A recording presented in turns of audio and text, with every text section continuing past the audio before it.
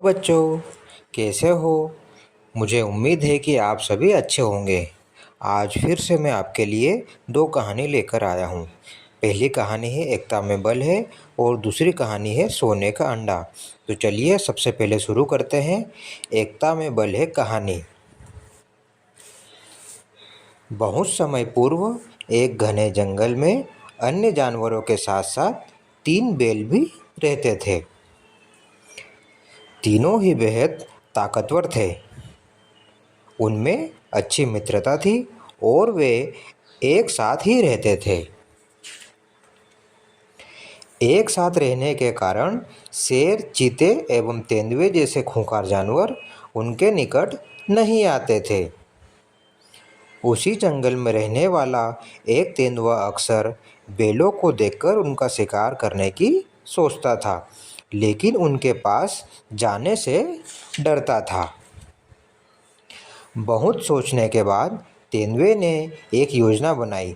उसने सोचा कि बैलों को एक दूसरों से अलग कर दिया जाए तो वे कमज़ोर हो जाएंगे। उनके एक सियार की मदद से बैलों को एक दूसरे के विरुद्ध भड़का दिया। इसका परिणाम यह हुआ कि वे अलग अलग रहने लगे। मौका देख एक दिन तेंदुए ने अकेले बैल पर हमला किया और उसे मारकर खा गया। कुछ दिन बाद उसने दूसरे बैल को भी मार दिया। सियार भी उसके साथ था। तीसरा बचा बैल तेंदुए की चालाकी भाग गया था, लेकिन अब काफ़ी देर हो चुकी थी। एक दिन मौका पाकर तेंदुए ने तीसरे बैल पर हमला किया। बैल ने अपना बचाव करना चाहा, लेकिन तेंदुए ने उसे भी मार डाला। चालाक तेंदुए और शिकार ने कई दिनों तक उसके मांस की दावत उड़ाई।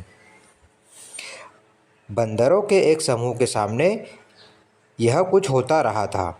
बंदरों का सरदार बोला, देखो अलग अलग रहने का नतीजा क्या होता है। तो ये थी हमारी कहानी बच्चों, एकता में बल है। इस कहानी से हमें क्या शिक्षा मिलती है बच्चों? इस कहानी से हमें यह शिक्षा मिलती है कि संगठन में ही शक्ति है, इसलिए हमें संगठित होकर रहना चाहिए। तो चलिए अब हम शुरू करने जा रहे हैं आज की हमारी दूसरी कहानी, और दूसरी कहानी है सोने का अंडा। किसी छोटे शहर में गोपाल व सुमन नामक एक दंपत्ति रहते थे। उनके पास एक सुंदर हंसिनी थी जो रोज सोने का एक अंडा देती थी। रोज सोने का अंडा मिलने के कारण वे धन धान्य से भरपूर संपन्न जीवन बिता रहे थे। लेकिन गोपाल बेहद लालची आदमी था। वह बिना समय गवाए और अधिक धनवान बनना चाहता था। वह रोज एक अंडा पाने के बजाय एक ही बार में सारे सोने के अंडे पा लेना चाहता था। उसने सोचा, क्यों न हंसिनी को मारकर उसके पेट से एक ही बार में सोने के सारे अंडे निकाल लिए जाए। अगले दिन प्रातः जैसे ही हंसिनी ने सोने का अंडा दिया, गोपाल ने लपककर उसकी गर्दन दबोच ली। लालच में अंधे हो चुके गोपाल ने हंसिनी की गर्दन काट दी और उसके पेट को भी चाकू से चीर दिया। लेकिन उसे कुछ नहीं मिला बच्चों। हंसिनी के पेट में सोने का एक भी अंडा नहीं था। यह देखकर गोपाल दोनों हाथों से अपना सिर पीटने लगा। अब वह अपने किए पर पछता रहा था।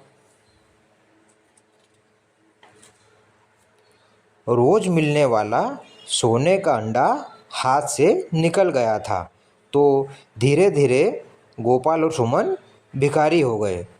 तो ये थी हमारी कहानी बच्चों, सोने का अंडा।